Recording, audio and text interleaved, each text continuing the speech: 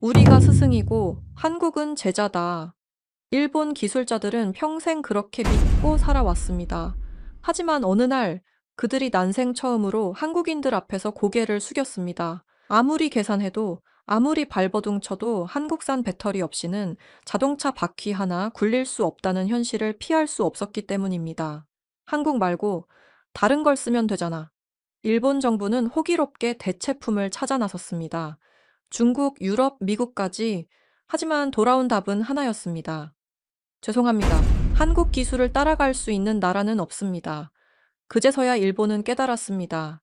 대한민국의 기술이 없으면 일본의 미래도 없다는 것을요. 일본 열도를 충격에 빠뜨린 대한민국의 압도적인 기술 격차. 지금 시작합니다. 여러분의 한국 최고 댓글 한 줄이 이 영상을 더 많은 외국인에게 보여주는 큰 힘이 됩니다. 감사합니다.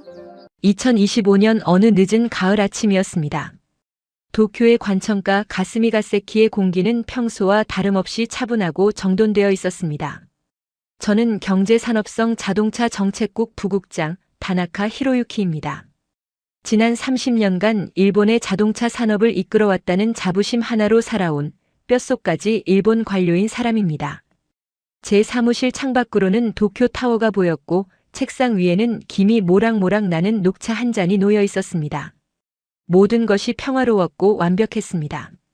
일본의 자동차는 여전히 세계를 달리고 있었고 우리는 기술 제국의 영광 속에 살고 있다고 믿었습니다. 적어도 그 보고서가 제 책상 위에 올라오기 전까지는 말입니다. 부국장님 긴급 보고입니다. 부하 직원인 사토 과장이 사색이 된 얼굴로 서류 봉투 하나를 내밀었습니다. 평소 냉철하기로 소문난 그의 손끝이 미세하게 떨리고 있었습니다. 그의 불안한 눈빛을 보는 순간 제 등골을 타고 서늘한 예감이 스쳐 지나갔습니다. 아침부터 무슨 일인가?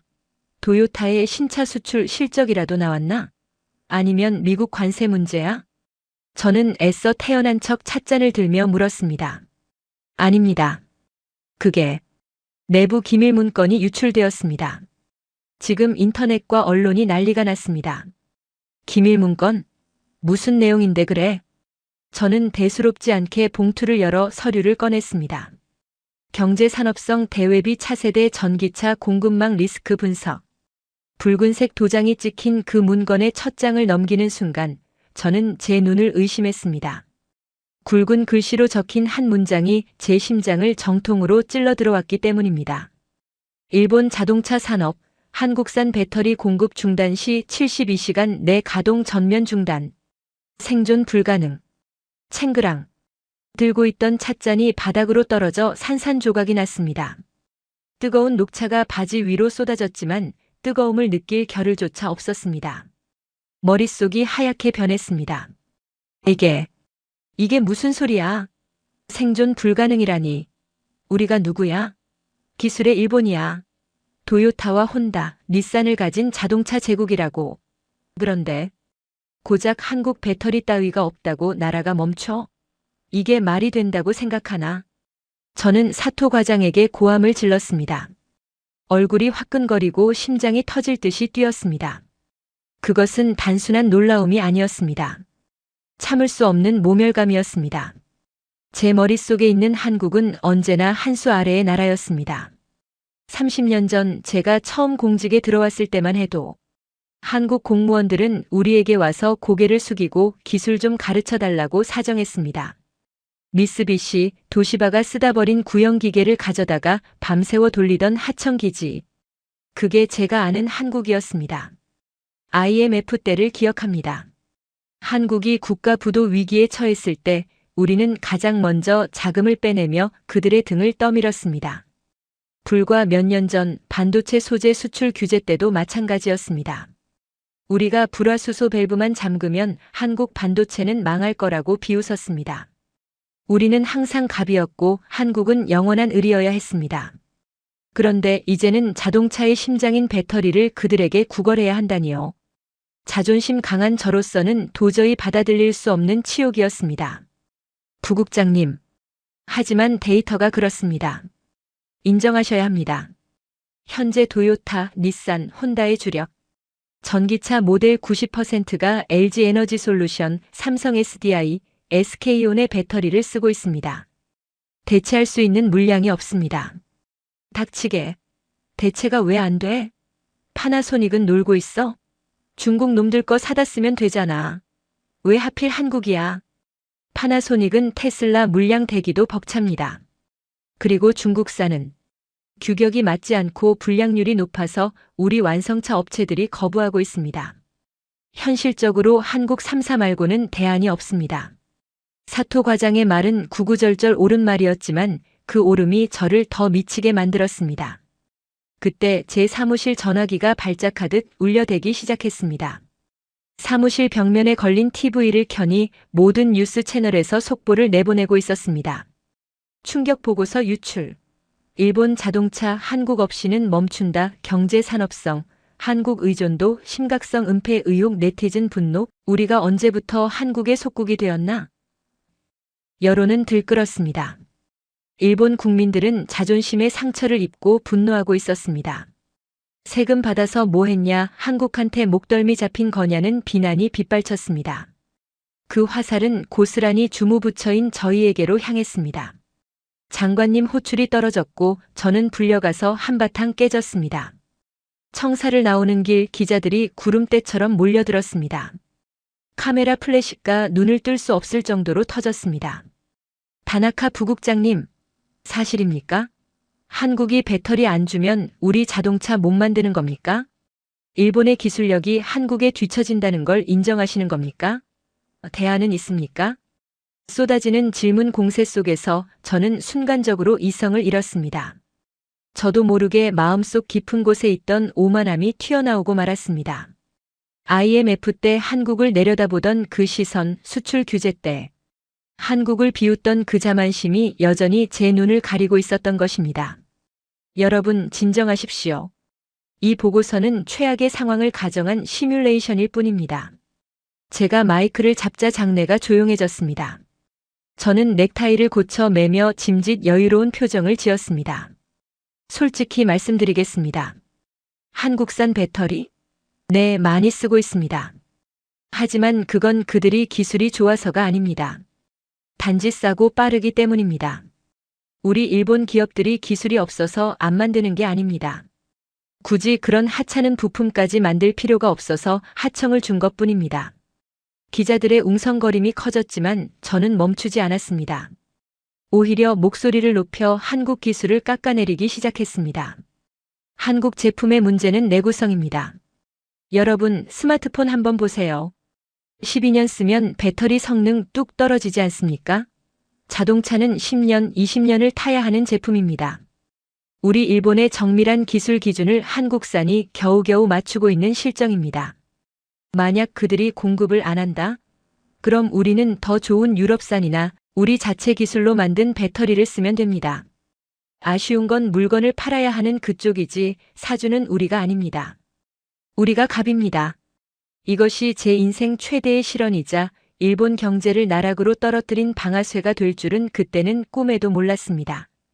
저는 그 발언이 일본의 자존심을 세우고 국민들을 안심시키는 애국적인 발언이라고 착각했습니다. 방송을 본 일본 네티즌들은 속이 시원하다. 역시 다나카 부국장이다. 한국 따위에게 굽히지 말라며 환호했습니다. 극우 단체들은 제 사무실로 응원 화환을 보내기도 했습니다. 하지만 바다 건너 한국의 반응은 달랐습니다. 그들은 시끄럽게 떠들거나 화를 내지 않았습니다. 마치 폭풍전야의 고요함처럼 차갑고 냉정하게 움직였습니다. 그들은 명분을 기다리고 있었던 겁니다. 우리를 칠 수 있는 가장 완벽한 명분을. 발언이 있은 지 정확히 사흘 뒤 월요일 아침이었습니다. 출근해서 커피를 마시고 있는데 도요타 구매 본부장이 울먹이는 목소리로 전화를 걸어왔습니다. 부국장님, 큰일 났습니다. 왜 그러십니까? 아침부터 무슨 일이라도 생겼습니까? 한국에서 배터리가 안 옵니다. 뭐라고요? 배송 지연입니까? 태풍이라도 왔대요? 아니면 파업이라도 한답니까? 아니요. 선적 중단입니다. 삼성 SDI, LG 에너지 솔루션, SK온, 세 군데서 동시에 공문을 보내왔습니다. 공문?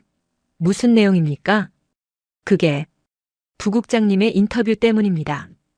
도요타 본부장이 보내온 팩스 용지를 받아든 저는 손을 떨었습니다.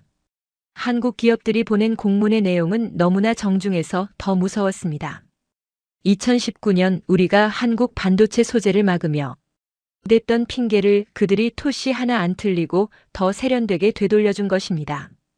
수신 도요타 자동차 구매팀 발신 LG 에너지 솔루션 삼성 SDI SK온 글로벌 안전경영팀 공동 서신 제목 일본 수출용 배터리 전수 안전 점검에 따른 공급 일시 중단 안내 귀국의 경제산업성 고위 관계자가 공개적으로 제기한 한국산 배터리의 내구성 및 안전성 우려에 대해 당사는 매우 심각하게 받아들이고 있습니다. 당사의 제품이 일본의 높은 기준에 미치지 못한다는 지적을 겸허히 수용합니다.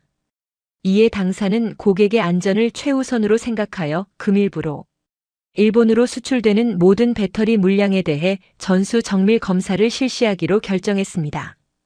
이 과정은 통상적인 샘플 검사가 아닌 엑스레이 및 극한 환경 테스트를 포함한 전수 조사이므로 최소 3개월 이상의 시간이 소요될 것으로 예상됩니다. 완벽한 품질이 보장될 때까지 일본행 선적은 무기한 보류됩니다.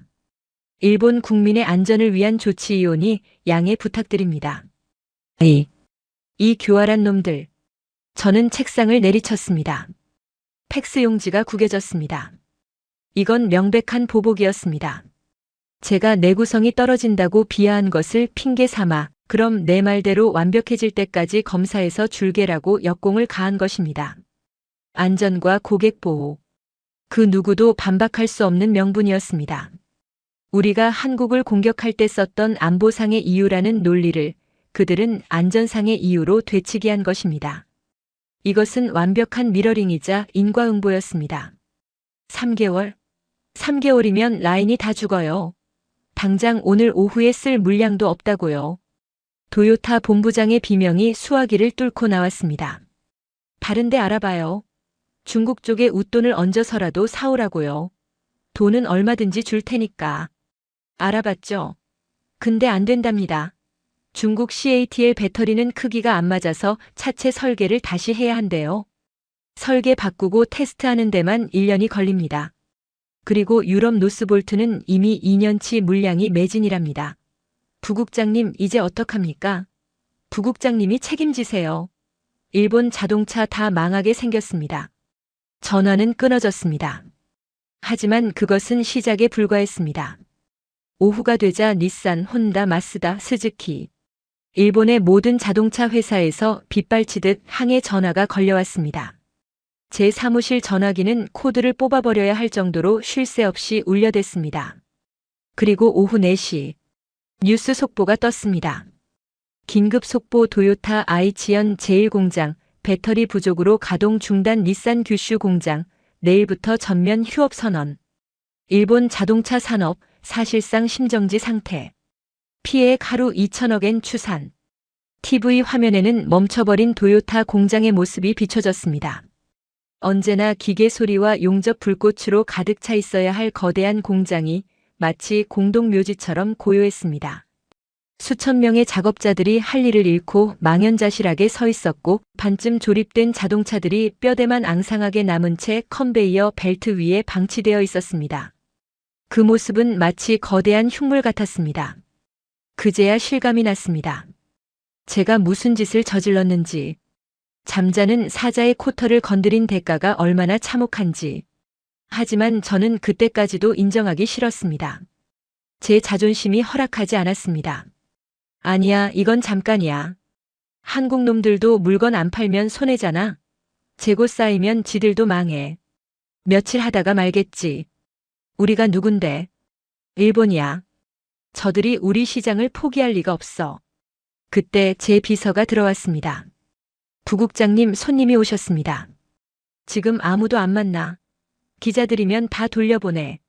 그게 야마모토 사장님입니다. 부국장님 고향 선배님이시자 닛산 협력업체 회장님이시잖아요. 야마모토 켄지. 그는 저와 같은 고향 출신으로 제가 존경하던 형님이었습니다. 작은 부품 공장에서 시작해 직원 150명을 거느린 중견 기업으로 키워낸 입지전적인 인물이었죠. 평소 저를 친동생처럼 아껴주던 분이었습니다. 아, 형님이라면 들어오시라고 해. 잠시 후 문이 열리고 야마모토 사장이 들어왔습니다. 그런데 그의 모습이 이상했습니다. 항상 말끔하던 양복 대신 기름때 묻은 작업복을 입고 있었고 얼굴은 며칠 못 잔 사람처럼 퀭했습니다. 무엇보다 그 당당하던 눈빛이 텅 비어 있었습니다. 그는 들어오자마자 제 책상 앞에 털썩 주저앉았습니다. 형님, 몰골이 왜 이러십니까? 무슨 일 있으세요? 제가 놀라서 다가가자 야마모토 사장은 힘없이 고개를 들었습니다. 히로유키. 그가 제 이름을 불렀습니다. 목소리가 갈라져 있었습니다. 나 망했다. 네? 망하다니요? 형님 회사가 얼마나 탄탄한데. 기술력도 좋잖아요. 닛산 라인이 멈췄어. 배터리가 없어서 차를 못 만든대. 그래서 우리 부품도 필요 없대. 오늘 아침에 납품 중단 통보받았다.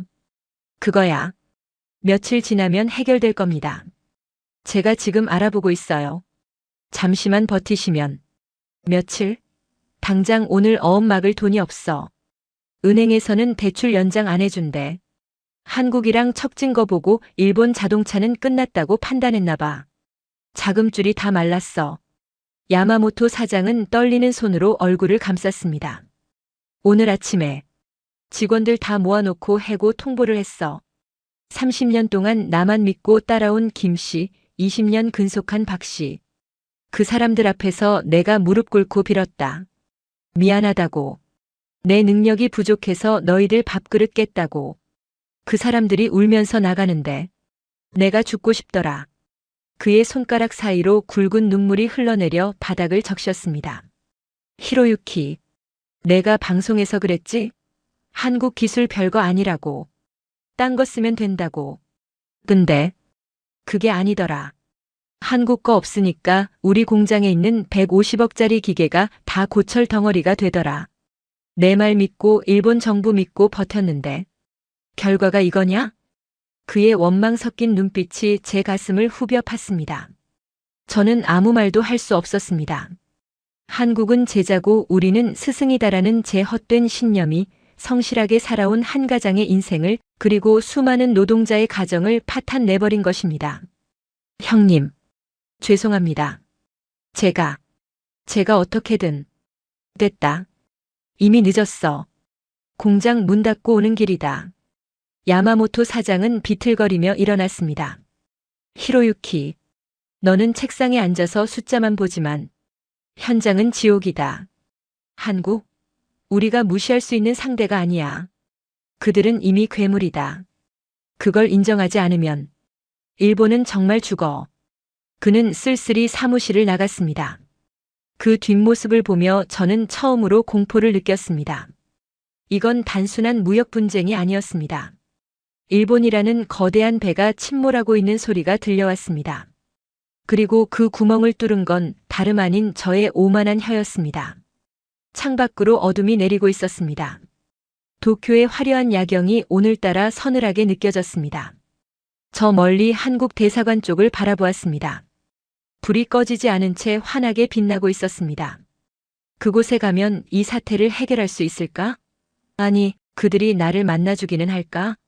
오만한 말로 그들의 자존심을 짓밟았는데 과연 그들이 용서해 줄까? 하지만 저는 몰랐습니다. 대한민국의 기업들은 그리고 한국인들은 제 생각보다 훨씬 더 냉정하고 철저하다는 것을. 그들은 단순히 사과를 받는 것으로 끝내지 않을 것입니다. 과거의 빚을 청산하고 두 번 다시는 한국을 넘보지 못하도록 완벽한 굴복을 받아낼 준비를 하고 있었습니다. 제 책상 위 전화기가 다시 울리기 시작했습니다. 이번에는 총리 관저였습니다. 파국은 이제 막 시작되었습니다. 총리 관저의 지하 벙커. 긴급 소집된 강요 회의실의 공기는 무거웠습니다. 아니, 숨막히는 독가스가 차 있는 것 같았습니다. 상석에 앉은 총리의 얼굴은 흑빛이었습니다. 그는 책상 위에 놓인 태블릿 PC를 노려보고 있었습니다. 화면에는 붉은 화살표가 곤두박질치는 도요타와 닛산의 주가 그래프가 떠 있었습니다. 다나카 부국장. 총리의 목소리는 낮았지만 그 안에 담긴 분노는 활화산 같았습니다. 자네가 뱉은 그 말 한마디가 지금 일본 경제에 얼마짜리 구멍을 냈는지 아나?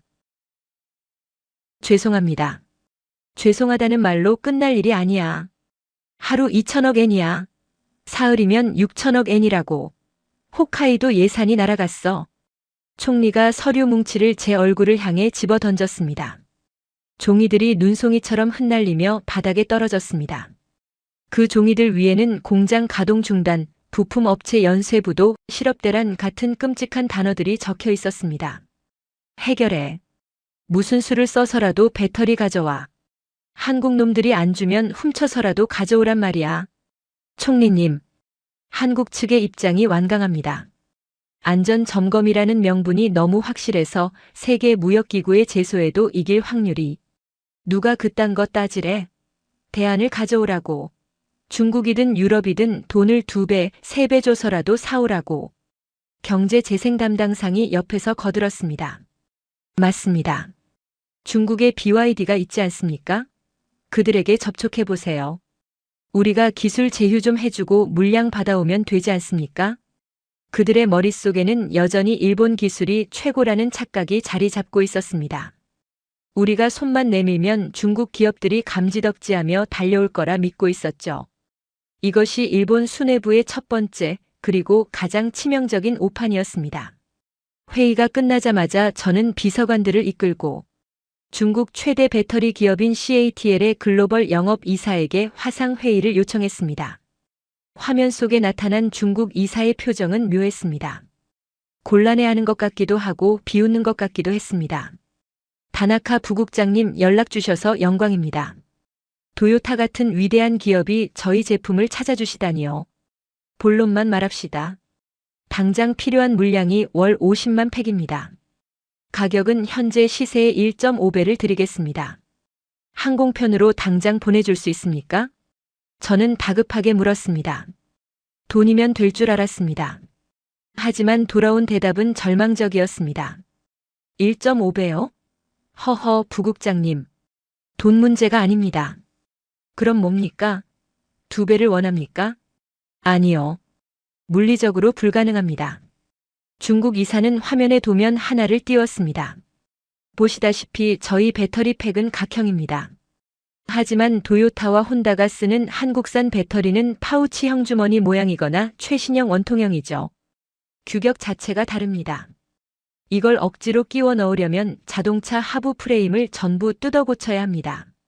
설계를 다시 하고 금형을 새로 파고 충돌 테스트까지 다시 받으려면 아무리 빨라도 1년 6개월은 걸립니다. 1년 6개월. 게다가 솔직히 말씀드리면 저희 기술력으로는 한국의 하이니켈 기술을 못 따라갑니다.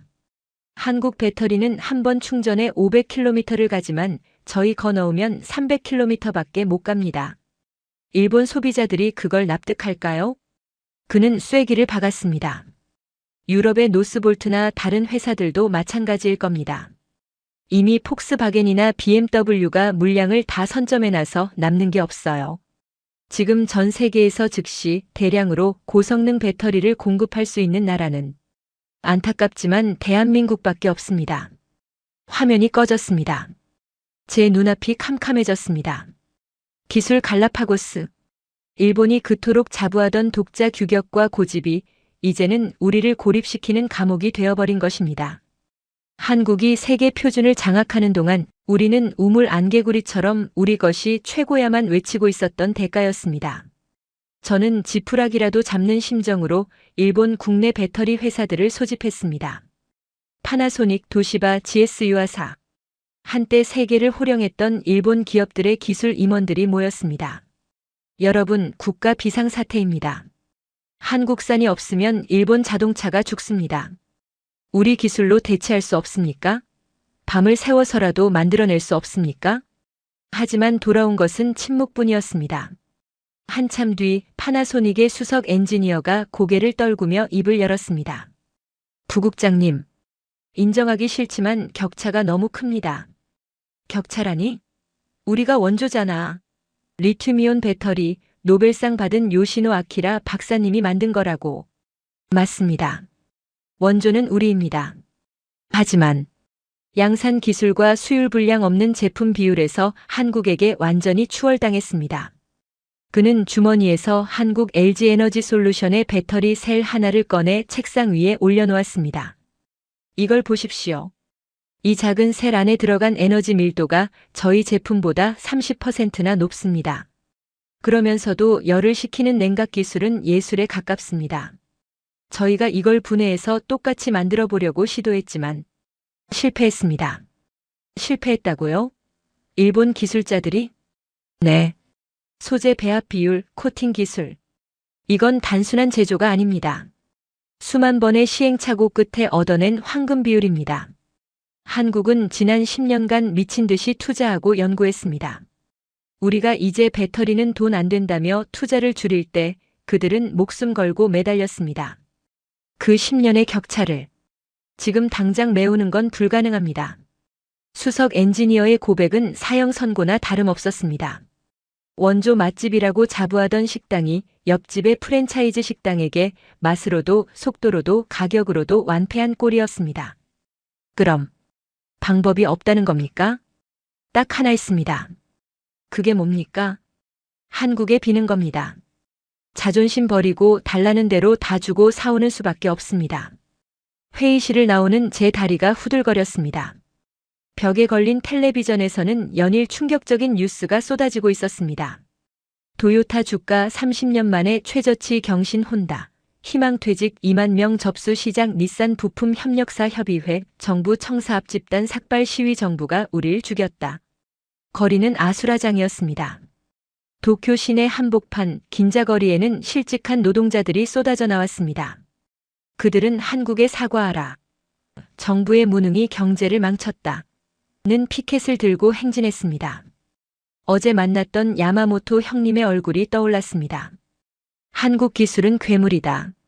형님의 말이 귓가에 맴돌았습니다. 저는 떨리는 손으로 전화기를 들었습니다. 더 이상 물러설 곳이 없었습니다. 자존심? 그딴 건 개나 줘버려야 했습니다. 제가 저지른 똥은 제가 치워야 했습니다. 한국. 삼성 SDI 이서준 부사장님 연결해. 몇 번의 신호음 끝에 익숙하지만 차가운 목소리가 들려왔습니다. 여보세요. 아, 이 부사장님. 접니다. 다나카입니다. 네, 부국장님. 무슨 일이십니까? 바쁜데 용건만 간단히 하시죠. 그의 목소리에는 일말의 감정도 없었습니다. 마치 귀찮은 잡상인을 대하는 듯한 태도. 예전 같았으면 건방지다며 호통을 쳤겠지만 지금 저는 철저한 의리였습니다. 저기, 지난번 발언은 제가 실언했습니다. 사과드립니다. 오해가 있었던 것 같습니다. 오해요? 방송에서 전 세계를 향해 한국 기술은 내구성이 형편없다고 하셨잖아요. 그게 오해입니까? 저희는 그 오해를 풀기 위해 부국장님 말씀대로 정밀 검사를 하고 있을 뿐입니다. 알겠습니다. 제 잘못입니다. 그러니 제발 선적 중단만은 풀어주십시오. 도요타 라인이 멈췄습니다. 노동자들이 굶어 죽게 생겼습니다. 인도적인 차원에서라도 인도적이라. 이서준 부사장이 헛웃음을 지었습니다.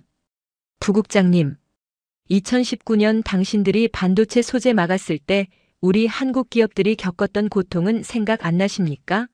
그때 우리 중소기업 사장들이 줄도산하고 한강 다리 위를 서성일 때 당신들은 뭐라고 했습니까? 한국의 자업자득이다라고 비웃지 않았습니까? 말문이 막혔습니다. 그때 우리가 뱉었던 독한 말들이 부메랑이 되어 제 심장을 후벼 파고 있었습니다. 그리고요, 다나카 부국장님. 착각하지 마세요. 저희가 지금 보복하는 게 아닙니다. 진짜로 신뢰의 문제입니다. 당신은 공식 석상에서 우리 제품을 불량품 취급했습니다.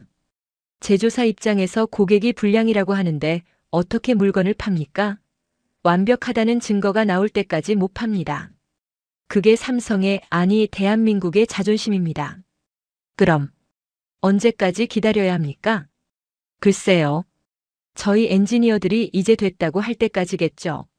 3개월이 될지 1년이 될지 아니면 영영 안 될지 저도 모릅니다. 부사장님, 원하는 게 뭡니까? 돈입니까? 기술료를 더 드려요? 아니면 관세를 없애드릴까요? 아직도 상황 파악 못하시네요. 이 부사장의 목소리가 낮게 깔렸습니다. 우린 돈 필요 없습니다. 당신들이 잃어버린 초심과 존중, 그걸 가져오세요. 일본이 기술의 스승이라고요? 천만에요. 남을 무시하고 자만하는 순간 당신들은 기술자의 자격을 잃은 겁니다. 끊습니다. 뚜마이너스. 전화가 끊겼습니다. 저는 수화기를 든 채 멍하니 서 있었습니다. 돈으로도 안 된다. 협박으로도 안 된다. 읍소로도 안 된다. 대한민국은 지금 작정하고 일본을 훈육하고 있었습니다. 오만함이라는 병에 걸린 일본을 치료하기 위해 뼈를 깎는 고통을 주고 있는 것이었습니다. 그날 밤 저는 다시 야마모토 형님의 공장을 찾았습니다. 공장은 이미 폐쇄되어 붉은색 압류 딱지가 곳곳에 붙어 있었습니다. 텅 빈 공장 바닥에 야마모토 형님이 쭈그리고 앉아 컵라면을 먹고 있었습니다. 전기도 끊겨서 촛불 하나에 의지한 채. 형님, 왔냐? 형님은 저를 보고도 화내지 않았습니다. 이미 모든 것을 체념한 사람의 눈빛이었습니다. 미안하다, 히로유키. 내가 능력이 없어서 우리 직원들 퇴직금도 못 챙겨주고 보냈다. 형님 잘못이 아닙니다. 제 탓입니다. 아니야. 내 잘못 맞아. 내가 세상을 너무 몰랐어. 일본이 최고인 줄 알았지. 한국이 저만큼 치고 올라오는 동안 나는 옛날 기술만 붙잡고 있었어. 모노즈쿠리 장인 정신? 웃기지 마라. 변화를 거부하는 건 장인 정신이 아니라 고집일 뿐이야. 형님은 젓가락을 내려놓고 주머니에서 무언가를 꺼냈습니다. 스마트폰이었습니다. 삼성 갤럭시 폰이었습니다. 이거 봐라. 우리 딸내미가 사준 건데. 써보니까 좋더라. 배터리도 오래가고 화면도 선명하고 손이 폰보다 100배는 낫더라. 근데 나는 인정하기 싫었어. 한국 거니까. 그래서 맨날 툴툴거렸는데 그는 쓴웃음을 지었습니다. 제품은 거짓말 안 한다. 좋은 게 좋은 거야. 국적이 어디든 누가 만들었든 기술은 정직해. 그걸 이제야 알았다. 야마모토 형님은 자리에서 일어나 제 어깨를 잡았습니다. 히로유키, 너는 관료잖아. 나 같은 장사꾼이야 망하면 그만이지만 너는 나라를 살려야지. 가서 봐라. 내 눈으로 직접 봐. 한국이 얼마나 대단한지, 그들이 어떤 마음으로 물건을 만드는지. 보고 배우고 그리고 고개를 숙여라. 그게 일본이 사는 길이야. 형님, 자존심? 그거 밥 안 먹여준다. 진짜 자존심은 실력을 인정하고 배우는 용기에서 나오는 거야. 가서 빌어. 살려달라고 빌어. 그게 내가 할 일이야. 형님의 말씀을 듣는 순간 제 머릿속을 꽉 채우고 있던 안개가 걷히는 기분이었습니다. 내가 무슨 짓을 하고 있었던가. 아집과 오만 때문에 나라를 망치고 국민을 죽이고 있었구나. 쪽팔림이 문제가 아니었습니다. 지금 당장 한국에 가서 그들의 바짓가랑이라도 잡아야 했습니다. 저는 곧장 집으로 달려가 짐을 쌌습니다. 아내가 놀란 눈으로 물었습니다. 여보, 어디 가요? 한국. 한국에요? 지금 가면 위험하잖아요. 시위대도 있고. 아니, 가야 해. 가서 내 눈으로 확인해야겠어. 그리고 사과해야겠어. 여보, 내가 틀렸어. 30년 동안 내가 믿어왔던 일본의 기술 신화. 그거 다 껍데기였어. 진짜는 바다 건너에 있었어. 다음 날 새벽 저는 나리타 공항으로 향했습니다. 비즈니스석이 아닌 이코노미석 구석 자리에 앉았습니다. 죄인의 심정으로 그리고 배우러 가는 학생의 심정으로 비행기가 이륙하고 창밖으로 멀어지는 도쿄의 풍경이 보였습니다. 언제나 반짝이던 도쿄의 불빛이 오늘따라 군데군데 이가 빠진 것처럼 어두워 보였습니다. 공장이 멈추고 가게가 문을 닫은 탓이겠지요. 기다려라, 대한민국. 내가 간다. 제 가슴 속에는 두려움과 함께 묘한 기대감이 피어올랐습니다. 도대체 그들은 어떻게 괴물이 되었을까? 도대체 그 공장 안에는 무엇이 있길래 전 세계가 그토록 열광하는 걸까? 이제 곧 그 블랙박스의 뚜껑이 열립니다. 그리고 그 안에서 제가 마주하게 될 진실은 제 인생을, 아니 일본의 운명을 송두리째 바꿔놓을 것입니다. 인천국제공항에 내리자마자 느낀 공기는 도쿄와는 사뭇 달랐습니다. 침울하고 정체되어 있던 도쿄와 달리 서울은 살아 움직이는 생명체처럼 역동적이었습니다. 공항 곳곳에 걸린 거대한 LED 전광판에서는 삼성과 LG, SK의 최첨단 기술 광고가 쉴 새 없이 흘러나오고 있었습니다. 그 화면 속에서 한국은 이미 미래를 살고 있었습니다. 과연 내가 여기서 무엇을 보게 될까? 저는 마중 나온 삼성 SDI 직원들의 안내를 받아 검은색 세단에 올랐습니다. 목적지는 천안에 위치한 삼성의 최첨단 배터리 생산 라인. 고속도로를 달리는 동안 창밖으로 보이는 풍경은 놀라웠습니다. 쉴 새 없이 오가는 물류 트럭들, 하늘을 찌르듯 솟은 연구소 건물들. 대한민국은 제가 알던 30년 전의 그 하청 국가가 아니었습니다. 공장 정문에 도착하자 이서준 부사장이 저를 기다리고 있었습니다. 그는 정중하게 고개를 숙였지만 그 눈빛만은 바위처럼 단단했습니다. 먼 길 오시느라 고생하셨습니다, 부국장님. 오늘은 제가 직접 가이드해 드리겠습니다. 바쁘신데 시간을 내주셔서 감사합니다. 제 눈으로 직접 확인하고 싶어서 왔습니다. 한국의 기술력이 어느 정도인지. 좋습니다. 하지만 마음의 준비를 하시는 게 좋을 겁니다. 아마 일본에서는 한 번도 보지 못한 광경일 테니까요. 이 부사장의 말은 허세가 아니었습니다. 방진복으로 갈아입고 에어샤워를 통과해 제3공장 내부로 들어서는 순간 저는 제 눈을 의심했습니다. 이게 공장입니까? 그곳은 공장이 아니라 거대한 우주선 내부 같았습니다. 축구장 5개를 합친 것보다 넓은 공간에 사람은 거의 보이지 않았습니다. 대신 수천 개의 로봇 팔들이 마치 군무를 추듯 일사불란하게 움직이고 있었습니다. 윙마이너스 하는 기계음 외에는 어떤 소음도 없었습니다. 기름 냄새도 땀 냄새도 나지 않았습니다. 일본의 공장은 여전히 숙련공들이 라인에 서서 손으로 나사를 조이고 육안으로 분량을 검사합니다. 우리는 그것을 장인 정신이라고 불렀습니다. 하지만 눈앞에 펼쳐진 한국의 공장은 장인 정신을 넘어선 신의 영역이었습니다. 저기 보이는 라인이 고속 적층 공정입니다. 이 부사장이 가리킨 곳에서는 얇은 양극재와 음극재가 눈에 보이지도 않을 만큼 빠른 속도로 쌓이고 있었습니다. 일본 파나소닉의 최신 라인보다 3배 빠릅니다. 그러면서도 정밀도는 10배 높죠.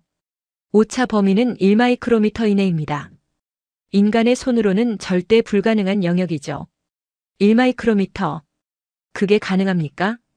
가능합니다. 한국은 이걸 해내기 위해 지난 20년간 피를 토하는 심정으로 기술을 개발했습니다. 일본이 배터리는 이제 끝났다며 투자를 줄일 때 우리는 전 재산을 털어넣었습니다. 그 결과가 바로 이겁니다.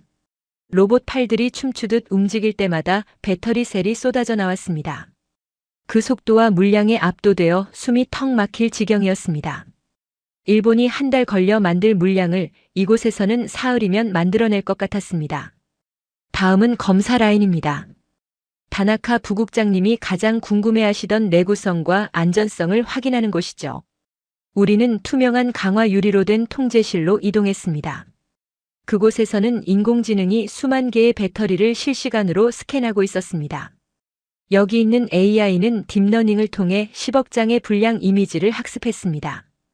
아주 미세한 스크래치, 먼지 하나까지 다 잡아냅니다. 불량률이 얼마인지 아십니까? 저는 침을 꼴깍 삼켰습니다. 0.0001ppm입니다. 1000만 개 중에 하나 나올까 말까 한 수준이죠. 사실상 제로입니다. 부국장님이 말씀하셨던 내구성 문제는 10년 전 호랑이 담배 피우던 시절 이야기입니다. 얼굴이 화끈거렸습니다. 제가 방송에서 떠들었던 말들이 얼마나 무지하고 부끄러운 것이었는지 이 거대한 데이터 센터 앞에서 발가벗겨지는 기분이었습니다. 하지만 진짜 충격은 따로 있었습니다. 이 부사장은 저를 지하에 있는 극한 테스트룸으로 데려갔습니다. 두꺼운 방폭 유리를 사이에 두고 테스트가 진행 중이었습니다. 이건 목관통 테스트입니다. 배터리 내부에서 단락합선이 일어났을 때 폭발하는지 확인하는 거죠. 가장 가혹한 테스트입니다. 먼저 일본 어사의 최신 배터리가 실험대에 올랐습니다. 기계 팔이 날카로운 강철 못을 배터리 정중앙에 꽂아 넣었습니다. 펑! 순식간에 시뻘건 불꽃이 튀더니 배터리가 폭발했습니다. 매캐한 연기가 실험실을 가득 채웠습니다. 보셨죠? 이게 현재 일본 기술의 한계입니다.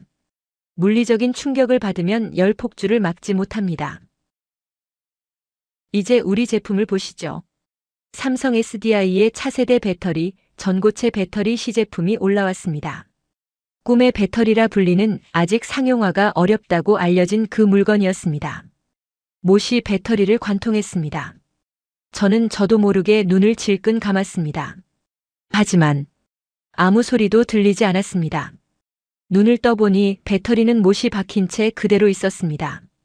불꽃도 연기도 심지어 열도 발생하지 않았습니다. 그냥 못이 박힌 돌덩이처럼 잠잠했습니다. 이게 뭡니까? 왜 안 터집니까? 이게 바로 한국의 초격차 기술입니다. 액체 전해질을 고체로 바꿔서 화재 위험을 원천 차단했습니다. 일본 도요타가 2030년에나 만들겠다고 했던 그 기술, 우리는 이미 완성해서 양산 준비 끝냈습니다. 다리가 풀려 주저앉을 뻔했습니다. 격차. 이건 단순한 기술 격차가 아니었습니다. 일본이 1층에서 계단을 오르고 있을 때 한국은 이미 로켓을 타고 우주로 날아가고 있었습니다. 좁힐 수 있는 수준이 아니었습니다. 우리가 한국은 제자다라고 자위하고 있을 때 그들은 이미 우리를 아득히 뛰어넘어 스승의 위치에, 아니 신의 위치에 가 있었던 겁니다. 인정. 하십니까? 이 부사장이 낮게 물었습니다. 저는 고개를 떨굴 수밖에 없었습니다. 네. 인정합니다. 완패입니다. 일본은 한국의 상대가 되지 않습니다. 공장 견학이 끝나고 우리는 본관 대회의실로 이동했습니다. 협상 테이블에 마주 앉은 이서준 부사장의 표정은 여전히 차가웠습니다. 저는 떨리는 손으로 가방에서 준비해온 문서를 꺼냈습니다. 일본 정부가 제시할 수 있는 최고의 조건들이었습니다. 부사장님, 일본 정부는 삼성 SDI에 대해 파격적인 혜택을 드릴 준비가 되어 있습니다. 일본 내 공장 부지 무상 제공, 법인세 10년 면제, 그리고 연구개발비 전액 지원. 다나카 부국장님, 이 부사장이 제 말을 끊었습니다. 그는 제가 내민 서류를 거들떠보지도 않았습니다. 돈 얘기는 그만하시죠. 저희 삼성 돈 많습니다. 일본 정부가 주는 푼돈 지원금 필요 없습니다. 그럼 원하시는 게 뭡니까? 말씀만 하십시오. 뭐든지 다 들어드리겠습니다. 제발 공급만 재개해 주십시오. 일본 자동차 산업이 죽어가고 있습니다. 저는 거의 울먹이며 매달렸습니다. 야마모토 형님의 얼굴이, 실직한 노동자들의 얼굴이 스쳐 지나갔습니다. 이 부사장은 잠시 창밖을 바라보았습니다. 저 멀리 태극기가 펄럭이고 있었습니다. 그는 천천히 입을 열었습니다. 30년 전이 생각나는군요. 네. 제가 신입사원이었을 때 기술 하나 배우겠다고 일본 도시바 공장에 연수를 갔었습니다. 그때 일본 기술자들이 뭐라고 했는지 아십니까? 한국인은 손재주가 없어서 안 된다. 가르쳐줘봤자 못 따라 한다며 설명서 하나 보여주는 것도 아까워했습니다. 저는 그때 공장 바닥을 청소하며 어깨너머로 도면을 훔쳐봤고 쓰레기통을 뒤져가며 기술을 익혔습니다. 그의 목소리에 깊은 한이 서려 있었습니다. IMF 때는 어땠습니까? 일본 은행들이 제일 먼저 자금을 회수해가면서 한국 기업들 부도나는 걸 구경했죠. 2019년 수출 규제 때는요? 한국 경제 숨통을 끊겠다고 협박했죠. 면목 없습니다. 우리는 잊지 않았습니다. 그리고 다짐했습니다. 언젠가 반드시 일본을 넘어서겠다고. 다시는 기술 때문에, 돈 때문에 일본에게 고개를 숙이지 않겠다고. 이 공장은 그 피눈물 나는 다짐의 결과물입니다. 이 부사장은 자리에서 일어나 제 앞으로 다가왔습니다. 우리가 원하는 건 돈이 아닙니다. 인정입니다. 인정. 이라니요? 일본 정부의 공식적인 사과와 인정입니다. 그동안 한국 기술을 폄하하고 무시했던 것에 대해 사과하고 한국의 기술력이 일본보다 우위에 있음을 전 세계 앞에서 공식적으로 인정하십시오. 그것은 일본이라는 국가의 자존심을 송두리째 내려놓으라는 요구였습니다. 기술 제국 일본이 한국에게 무릎을 꿇었다는 것을 만천하에 공표하라는 사실상의 항복문서 서명이었습니다. 그리고 하나 더. 앞으로 일본으로 수출되는 모든 배터리에는 기술 로열티가 붙습니다.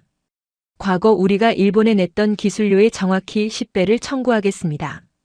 일본 자동차 한 대가 팔릴 때마다 그 이익의 상당 부분이 한국으로 들어오게 될 겁니다. 가혹했습니다. 하지만 반박할 수 없었습니다. 힘의 논리였습니다. 기술을 가진 자가 지배하고 없는 자는 지배당하는 냉혹한 시장의 원리. 과거 일본이 우리에게 했던 그대로였습니다. 시간을 드리죠. 내일 아침까지 결정하십시오. 만약 거부하신다면 일본 자동차는 역사 속으로 사라지게 될 겁니다. 이 부사장은 회의실을 나갔습니다. 텅 빈 회의실에 홀로 남은 저는 책상에 엎드려 오열했습니다. 분했습니다. 쪽팔렸습니다. 하지만 그보다 더 큰 감정은 두려움이었습니다. 이 거대한 괴물 같은 나라를 상대로 우리가 이길 수 있는 방법은 영원히 없을 것 같다는 절망감. 그날 밤 저는 호텔방에서 한숨도 자지 못했습니다. 총리에게 보고를 했습니다. 수화기 너머로 총리의 긴 한숨 소리가 들렸습니다. 방법이 없나? 없습니다, 총리님. 격차가 하늘과 땅입니다. 우리가 100년을 노력해도 저들을 못 따라잡습니다. 알겠네. 자네 판단을 믿지. 총리의 목소리는 체념으로 가득 차 있었습니다. 일본 제국의 긍지가 무너지는 소리였습니다. 다음 날 아침 삼성 본관 로비. 기자회견장이 마련되었습니다. 한국과 일본 그리고 전 세계 기자들이 구름대처럼 몰려들었습니다. 저는 단상에 올랐습니다. 수많은 카메라 플래시가 저를 향해 터졌습니다. 눈이 부셨지만 피할 곳은 없었습니다. 제 옆에는 이서준 부사장이 팔짱을 끼고 당당하게 서 있었습니다. 저는 마이크 앞에 섰습니다. 입술이 바짝바짝 말랐습니다. 원고를 쥔 손이 덜덜 떨렸습니다. 하지만 해야 했습니다. 야마모토 형님을 위해 그리고 살아남아야 할 일본의 미래를 위해 존경하는 대한민국 국민 여러분 그리고 전 세계 언론인 여러분. 목소리가 떨려 나왔습니다. 저는 깊게 숨을 들이쉬고 원고를 읽어내려갔습니다. 저 일본 경제산업성 다나카 히로유키는 오늘 이 자리에서 지난날 저의 오만한 발언에 대해 진심으로 사과드립니다. 저는 단상 옆으로 나와 깊이 허리를 숙였습니다. 90도 사과. 일본 관료로서 보여줄 수 있는 최대한의 예의이자 굴복의 표시였습니다. 한국산 배터리의 품질을 폄하했던 것은 저의 무지와 편견 때문이었습니다. 직접 와서 확인한 대한민국의 배터리 기술은 감히 일본이 흉내낼 수 없는 세계 최고의 수준이었습니다. 기자들의 웅성거림이 커졌습니다.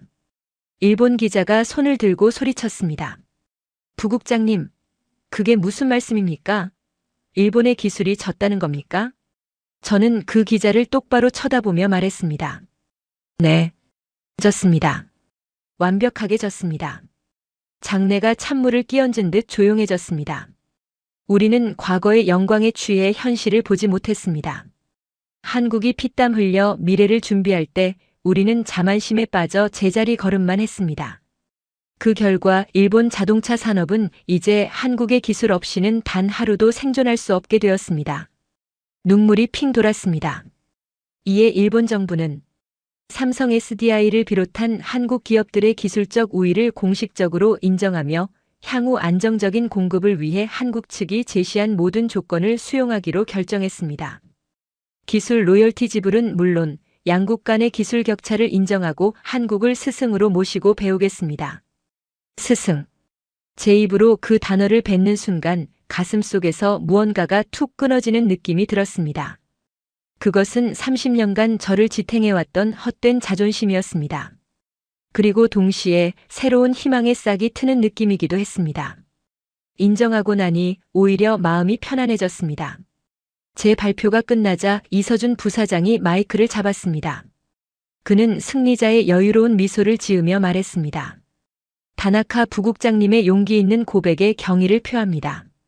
기술에는 국경이 없지만 신뢰에는 국경이 있습니다. 오늘 일본의 사과는 끊어졌던 신뢰를 다시 잇는 첫걸음이 될 것입니다. 삼성은 약속대로 내일부터 일본행 선적을 재개하겠습니다. 와! 현장에 있던 한국 기자들이 환호했습니다. TV 생중계를 보고 있던 일본의 야마모토 형님도 공장 노동자들도 안도의 한숨을 내쉬었을 것입니다. 기자회견이 끝나고 저는 이 부사장에게 다가갔습니다. 그리고 다시 한번 고개를 숙였습니다. 이번에는 쇼가 아니라 진심을 담아서 고맙습니다, 부사장님. 일본을 살려주셔서 고맙습니다. 이 부사장은 제 어깨를 가볍게 두드렸습니다. 부국장님, 잊지 마십시오. 오늘 이 굴욕을. 그리고 기억하십시오. 대한민국은 더 이상 당신들이 알던 그 제자가 아니라는 것을. 우리는 이제 세상을 이끄는 리더입니다. 저는 고개를 끄덕였습니다. 창밖을 보니 서울의 하늘이 눈부시게 푸르렀습니다. 그 하늘 아래 대한민국의 국기가 펄럭이고 있었습니다. 과거 우리에게 짓밟히고 무시당했던 그 작은 나라가 이제는 거인이 되어 우리를 내려다보고 있었습니다. 저는 주머니에서 제 명함을 꺼냈습니다. 경제산업성 자동차 정책국 부국장 다나카 히로유키. 저는 그 명함을 쓰레기통에 던져버렸습니다. 과거의 낡은 일본은 죽었습니다. 이제 저는 한국이라는 거인 어깨 위에 올라타 새로운 세상을 배우는 학생으로 다시 태어날 것입니다. 공항으로 가는 길. 라디오에서는 K-팝이 흘러나오고 있었고 도로 위의 차들은 대부분 한국산 전기차였습니다. 저는 창밖을 보며 씁쓸하게 웃었습니다. 역시 한국은 대단하다. 인정할 수밖에 없다.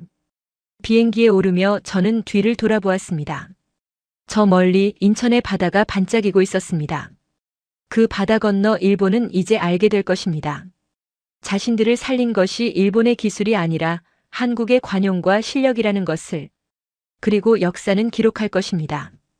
2025년 가을 오만했던 섬나라가 대한민국 앞에 무릎 꿇고 진정한 스승을 만난 날로 2025년 12월의 첫날 일본 나고야 한 컨테이너 터미널에는 새벽부터 수천 명의 인파가 몰려들었습니다.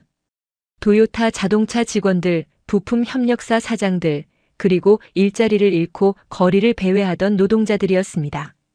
그들의 시선은 모두 저 멀리 수평선을 향해 고정되어 있었습니다. 온다. 저기 온다. 누군가 소리쳤습니다. 안개를 뚫고 거대한 컨테이너선 한 척이 모습을 드러냈습니다. 배의 뱃머리에는 선명한 태극기가 펄럭이고 있었고 그 배에는 대한민국에서 보낸 생명줄, 바로 삼성 SDI와 LG에너지솔루션의 배터리 50만 팩이 실려 있었습니다. 와! 부두에서 함성이 터져 나왔습니다. 중년의 사장들은 서로 얼싸안고 엉엉 울었고 젊은 노동자들은 모자를 벗어 흔들었습니다. 과거 일본의 항구에 한국 배가 들어오면 싸구려 물건이 들어온다며 쳐다보지도 않았던 그들이었습니다. 하지만 오늘 그 배는 일본을 멸망의 구렁텅이에서 건져 올리는 노아의 방주나 다름없었습니다. 저는 그 광경을 항만관리소 옥상에서 지켜보고 있었습니다. 옆에 서 있던 도요타 구매본부장이 손수건으로 눈물을 훔치며 말했습니다. 부국장님, 살았습니다. 정말 살았습니다. 그러게요. 살았네요. 저 컨테이너 하나하나가 우리에게는 산소 호흡기입니다. 한국이 정말 고맙습니다. 그의 입에서 나온 고맙다는 말. 그것은 비굴함이 아니었습니다. 죽어가던 환자가 명의를 만났을 때 느끼는 안도와 존경의 표현이었습니다. 크레인이 거대한 컨테이너를 들어 올릴 때마다 사람들은 마치 신주단지를 모시듯 숨죽여 바라보았습니다. 그 안에 담긴 것은 단순한 배터리가 아니었습니다. 대한민국의 기술, 대한민국의 자존심, 그리고 일본의 미래였습니다. 오후가 되자 멈춰 섰던 공장들이 기지개를 켜기 시작했습니다. 아이치현 도요타 제1공장, 전원을 올리는 스위치 소리와 함께 한 달간 침묵했던 컨베이어 벨트가 윙 마이너스 소리를 내며 돌아가기 시작했습니다. 그 소리는 마치 멈췄던 심장이 다시 뛰는 소리처럼 웅장하게 들렸습니다. 가동 시작. 전 라인 정상화. 공장장의 외침과 함께 작업자들은 일제히 환호성을 질렀습니다. 그들은 한국산 배터리 팩을 조심스럽게 들어 차체에 조립했습니다. 배터리 표면에 찍힌 메이드 인 코리아라는 문구가 선명했습니다.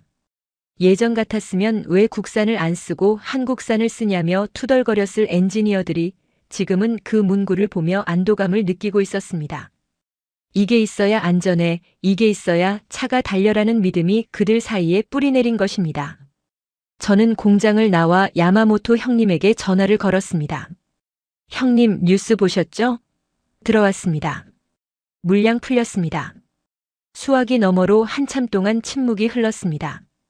그리고 가늘게 떨리는 목소리가 들려왔습니다. 히로유키, 고맙다. 그리고 미안하다. 형님이 미안할 게 뭐가 있습니까? 아니다. 내가 한국을 욕했던 거. 벌 받은 거다. 오늘 아침에 닛산에서 연락 왔다. 내일부터 다시 납품하라고. 직원들. 다시 불렀다. 다들 울더라. 월급 줄 수 있어서 일할 수 있어서 너무 좋다고. 형님은 코를 훌쩍였습니다. 히로유키. 나 공장 입구에다가 현수막 하나 걸었다. 현수막이요? 뭐라고요? 기술의 스승, 대한민국에게 감사합니다. 이렇게 썼다. 가슴이 뭉클해졌습니다. 일본의 자존심 강한 중소기업 사장이 자신의 공장 대문에 한국을 스승이라고 적어붙인 것입니다. 직원들이 반대 안 하던가요? 반대? 천만에. 다들 그러더라. 우리가 살 수 있는 건 한국 덕분이라고. 인정할 건 인정하자고.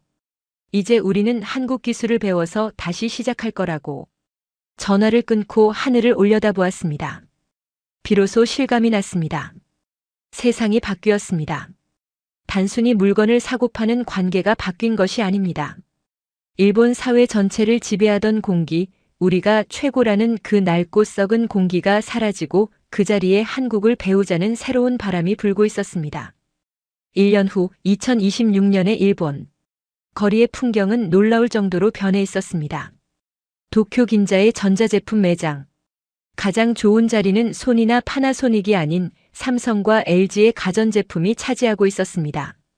자동차 대리점에서는 딜러들이 고객에게 이렇게 설명하는 게 유행이 되었습니다. 고객님, 이 차는 안심하셔도 됩니다. 심장이 한국산이거든요.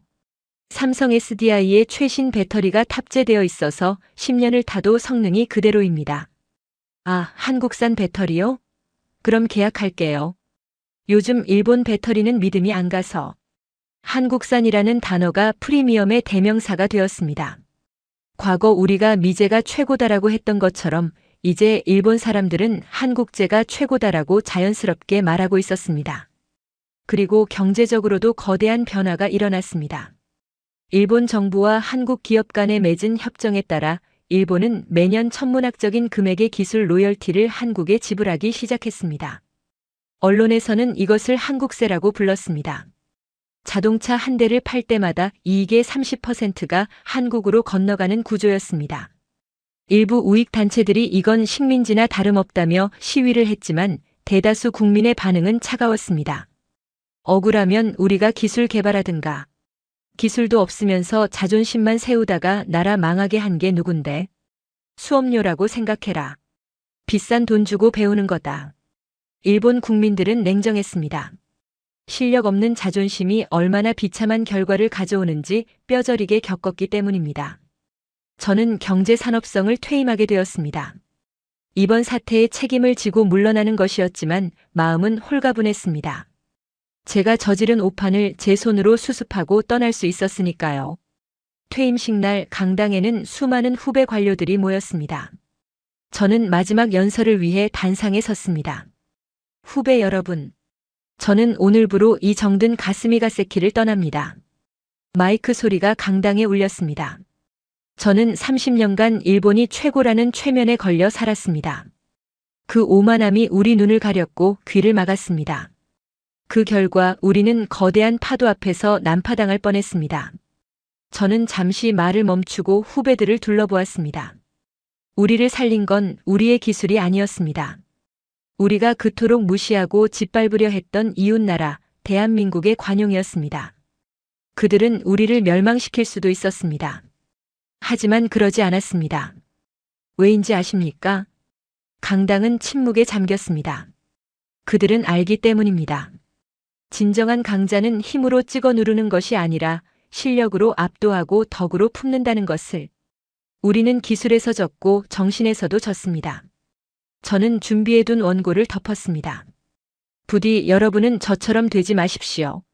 한국을 시기하거나 질투하지 마십시오. 대신 인정하고 배우십시오. 한국어를 배우고 한국의 혁신을 배우고 그들의 치열함을 배우십시오. 그래야 일본이 다시 일어설 수 있습니다. 이제 아시아의 리더는 아니 세계의 기술 리더는 대한민국입니다. 우리는 그 뒤를 따르는 성실한 2등이 되어야 합니다.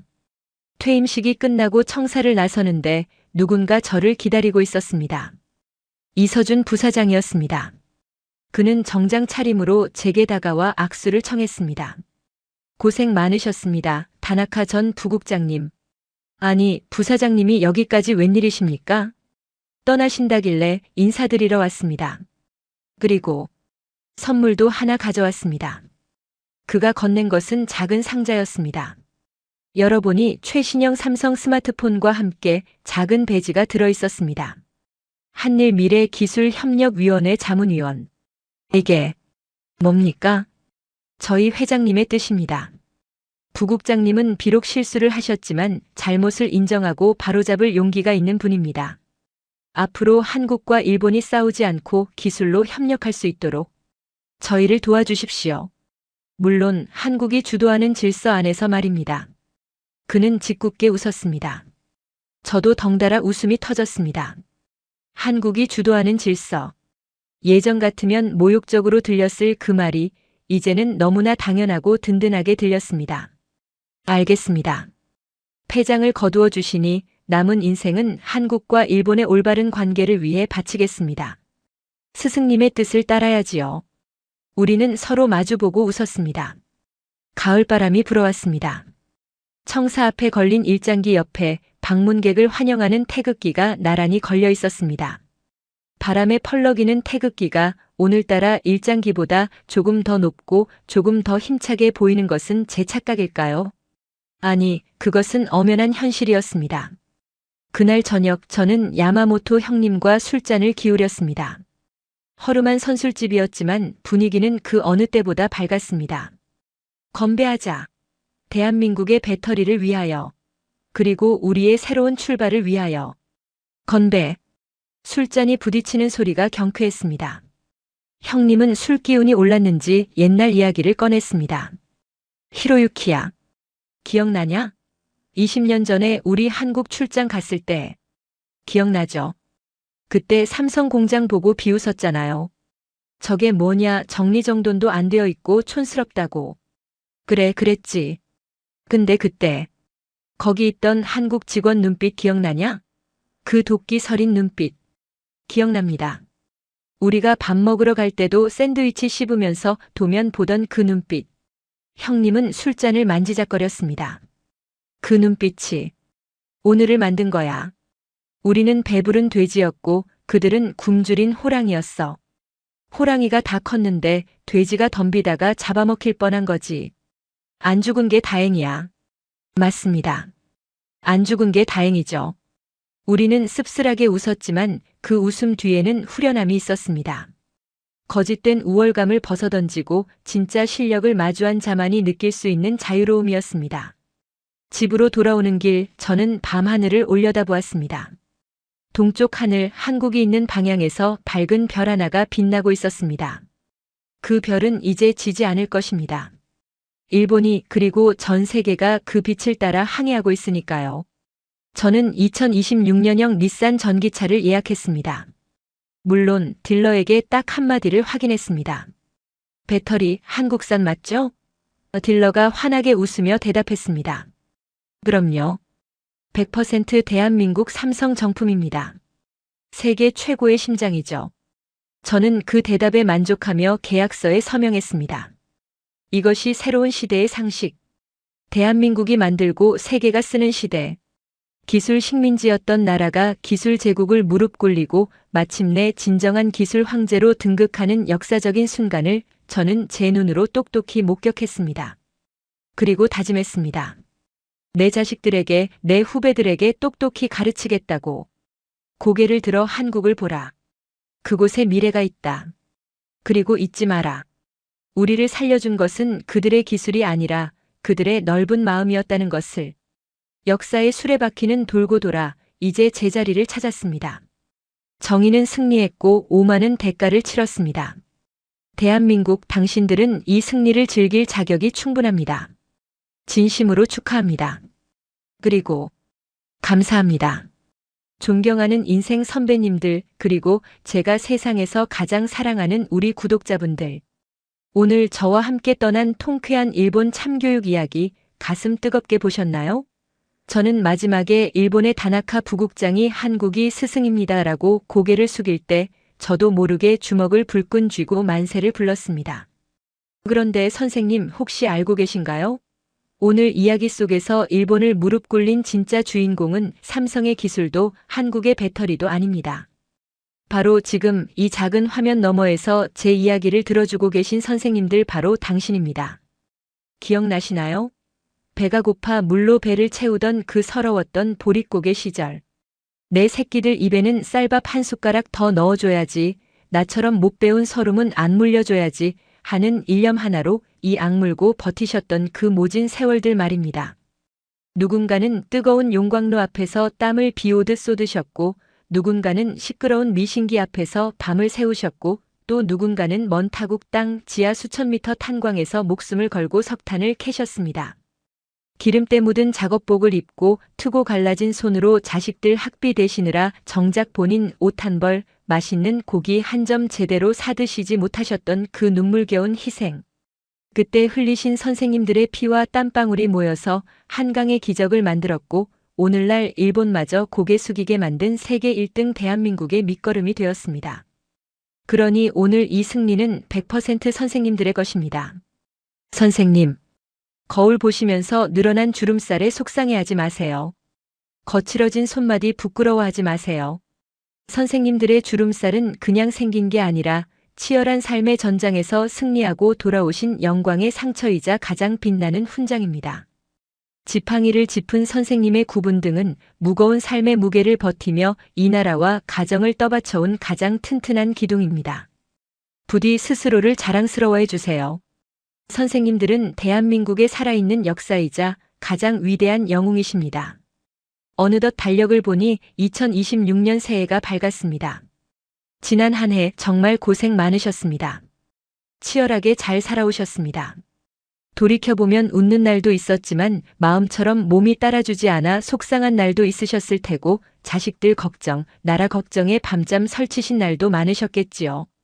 누구 하나 알아주지 않아도 묵묵히 그 자리를 지켜주셔서 정말 감사합니다. 선생님들이 계셨기에 저 같은 젊은 세대가 전쟁 걱정 없이, 가난 걱정 없이, 그리고 일본의 무시를 당하지 않고 이렇게 당당하게 살 수 있습니다. 선생님들은 저에게 그리고 대한민국에게 영원한 은인이십니다. 이제 새롭게 시작하는 2026년에는요, 제가 딱 한 가지만 간곡하게 부탁드릴게요. 제발 이제는 걱정 좀 그만하세요. 내려놓으세요. 자식 걱정, 돈 걱정, 건강 걱정. 평생 하셨잖아요. 이제 그 무거운 짐들은 저희 젊은 사람들한테 좀 나눠주시고요. 선생님들은 그저 행복만 하셨으면 좋겠습니다. 올해는 더 좋은 일이 많이 생길 겁니다. 우리 대한민국 국운이 활짝 피었거든요. 그러니까 아무 걱정하지 마시고 오늘 하루 햇살이 좋으면 아따 좋다 하고 웃으시고 밥맛이 좋으면 아이고 맛있다 하고 즐기세요. 선생님들이 웃으시는 게 자식들에게는 가장 큰 축복입니다. 그리고 첫째도 건강, 둘째도 건강, 셋째도 무조건 건강입니다. 아시겠죠? 요즘 날씨가 정말 춥습니다. 창문 틈으로 들어오는 황소바람에 감기 걸리시면 절대 안 됩니다. 난방비 아깝다고 보일러 끄고 주무시지 마세요. 선생님들이 따뜻하게 주무시고 건강하신 게 병원비 안 나가는 길이고 자식들 돈 벌어주는 길입니다. 입맛 없다고 물에 밥 대충 말아 드시지 마시고요. 맛있는 고기 반찬, 따뜻한 국물 꼭 챙겨 드세요. 외출하실 때는 좀 둔해 보인다 싶을 정도로 목도리 칭칭 감으시고 모자 꼭 쓰시고 장갑 끼고 나가세요.